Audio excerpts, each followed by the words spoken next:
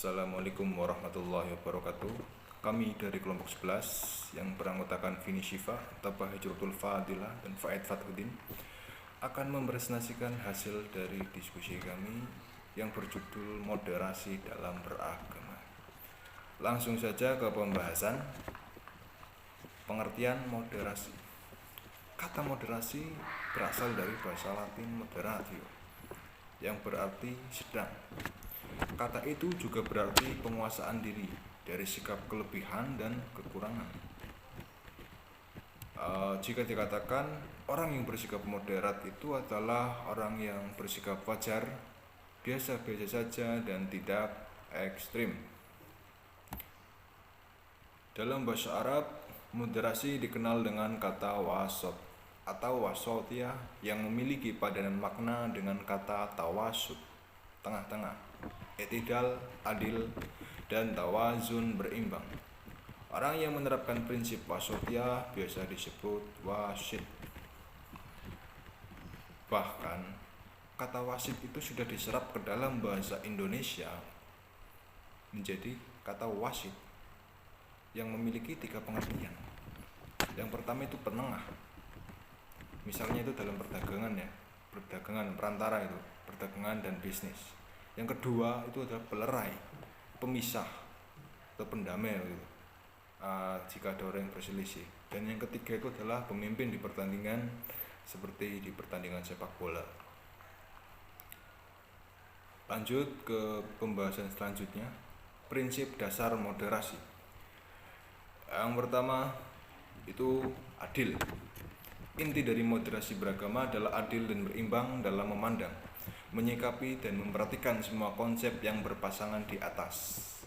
Dalam KBBI, kata adil diartikan sebagai tidak berat sebelah atau tidak memihak, berpihak kepada kebenaran, atau sepatutnya tidak sewenang-wenang. Kata wasit yang merujuk pada seseorang yang memimpin sebuah pertandingan dapat dimaknai dalam pengertian ini, yakni seseorang yang tidak berat sebelah, melainkan lebih berpihak pada kebenaran. Lalu yang kedua, yaitu keseimbangan. Keseimbangan adalah istilah untuk menggambarkan cara pandang, sikap, dan komitmen untuk selalu berpihak pada adilan, kemanusiaan, dan persamaan. Kecenderungan untuk bersikap seimbang bukan berarti tidak punya pendapat. Mereka yang punya sikap seimbang berarti tegas, tetapi tidak keras, karena selalu berpihak kepada keadilan. Hanya saja keberpihakannya itu tidak sampai merampas hak orang lain sehingga merugikan. Keseimbangan dapat dianggap sebagai satu bentuk cara pandang untuk mengerjakan sesuatu secukupnya, tidak berlebihan dan tidak juga kurang. Selanjutnya ada ciri-ciri moderasi beragama. Wasatiyah atau pemahaman moderat merupakan sebuah karakteristik di dalam Islam, di mana karakteristik tersebut di agama lain itu tidak ada. Nah, pemahaman moderat itu selalu menyeru terhadap Islam yang berdakwah dengan cara menghormati dan melakukan penentangan terhadap pemikiran radikal dan liberal. Nah, di sini ada beberapa ciri terkait dengan praktek amaliyah dan pemahaman dalam keagamaan moderat. Yang pertama ada tawasud atau pengambilan jalan tengah. Tawasud ini merupakan bentuk pengalaman serta pemahaman di dalam agama yang tidak melakukan pengurangan ajaran di agama atau tafrid dan tidak berlebihan atau tidak ifrat. Lalu ada tawazun atau berkeseimbangan. Nah, tawazun ini adalah pengalaman maupun pemahaman dalam kehidupan di duniawi dan ukhrawi, di mana prinsip dinyatakan secara tegas supaya mampu membedakan terkait dengan ikhtilaf, perbedaan, atau inhiraf, penyimpangan. Lalu ada i'tidal, tegas dan lurus. Nah, i'tidal ini adalah proses penempatan sesuatu di tempat yang disediakan, serta kewajiban dipenuhi dengan proporsional serta haknya dilaksanakan. Lalu ada tasamuh atau toleransi. Tasamuh berasal dari bahasa Arab yang berarti saling mengizinkan dan saling memudahkan. Dalam pengertian lain, tasamuh adalah proses dalam melakukan penghormatan serta pengakuan terhadap perbedaan dari segi apapun. Lalu ada musawah atau egaliter. Nah, musawah adalah tidak adanya sikap diskriminatif terhadap orang lain karena adanya penyebab berupa tradisi, keyakinan, dan asal-usulnya yang berbeda.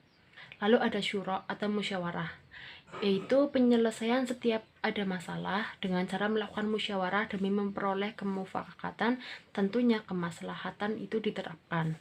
Lalu ada islah atau reformasi. Nah, reformasi merupakan proses pengutamaan dalam melakukan prinsip reformatif dalam keadaan yang baik untuk pencapaiannya, di mana kemajuan dan perubahan diakomodasikan untuk kemaslahatan umat dan tentunya prinsip tetap dipegang teguh. Lalu ada aulawiyah atau mendahulukan yang prioritas, adalah hal ihwal terhadap kemampuan diidentifikasi kemudian diterapkan dan dilakukan perbandingan terhadap kepentingan yang rendah. Lalu ada tatawur wa ibtikar atau inovatif dan dinamis. Nah, ini merupakan keterbukaan ketika perubahan dilakukan terhadap hal yang sifatnya baru dengan tujuan kemajuan maupun kemaslahatan manusia. Lalu yang terakhir ada tahaddur atau berkeadaban. Berkeadaban ini maksudnya adalah identitas, akhlak mulia, integritas, dan karakter yang dijunjung tinggi di kehidupan manusia serta peradaban. Kemudian yang selanjutnya yaitu praktek moderasi beragama pada masyarakat multikultural. Praktek moderasi beragama pada masyarakat multikultural yang pertama yaitu menjadikan lembaga pendidikan sebagai basis laboratorium moderasi beragama. Lembaga pendidikan sangatlah tepat menjadi laboratorium moderasi beragama karena sejatinya ruang sekolah itu bisa menjadi lahan tersemainya gagasan kebangsaan, lahan menanamkan nilai-nilai multikulturalisme, lahan membawa pesan agama dengan lebih damai, dan bisa menjadi lahan menebarkan cinta pada kemanusiaan. Hal itu terwujud dalam kurikulum yang berorientasi pada moderasi beragama. Adapun beberapa langkah strategis yang bisa dilaksanakan oleh pemerintah, yaitu yang pertama, moderasi beragama harus menjadi perhatian pemerintah dalam membuat narasi rencana pembangunan jangka panjang. Dan kemudian yang kedua yaitu melibatkan lembaga pendidikan seperti pesantren, madrasah, dan sekolah, lebih juga perguruan tinggi serta lembaga non-formal lainnya dalam memperkuat nilai-nilai kemanusiaan, nilai-nilai kerukunan beragama, dan moderasi beragama. Kemudian yang ketiga yaitu mengembangkan literasi keagamaan dan pendidikan lintas iman. Dan yang terakhir yaitu sekolah mesti memperbanyak praktek pengalaman keagamaan yang berbeda sehingga kita bisa menjalin kerjasama antar pemeluk agama. Kemudian praktek moderasi beragama di dalam masyarakat multikultural yang kedua yaitu pendekatan moderasi sosio-religius dalam beragama dan bernegara. Konsep moderasi sosio-religius dalam beragama sejatinya dirumuskan deskripsinya berdasarkan Quran surat Al-Anbiya ayat 107 yang artinya, dan tiadalah kami mengutus kamu melainkan untuk menjadi rahmat bagi semesta alam. Kita dapat menafsirkan kata rahmat dalam konteks kehidupan di dunia ini dengan moderasi dua pola relasi sekaligus. Yang pertama yaitu rahmatan likulli aqilin, yang artinya kita harus senantiasa berbuat baik dan penuh kasih sayang kepada siapa saja. Dan yang kedua yaitu rahmatan likulli ghairi aqilin, yang maksudnya adalah selain kepada siapa saja, kita juga harus bersikap rahmat kepada apa saja. Penafsiran dua model relasi rahmat ini dapat dipertanggungjawabkan keabsahannya dengan menghadirkan bukti-bukti sikap rahmat yang telah dicontohkan oleh Nabi Muhammad SAW.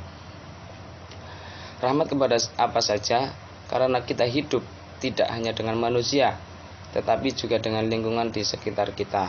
Oleh sebab itu, pemahaman terhadap kalimat rahmatan lil alamin harus juga sampai kepada apa saja yang berada di lingkungan kita. Hal tersebut sebagaimana diperintahkan oleh Nabi Muhammad SAW. Bahkan jangankan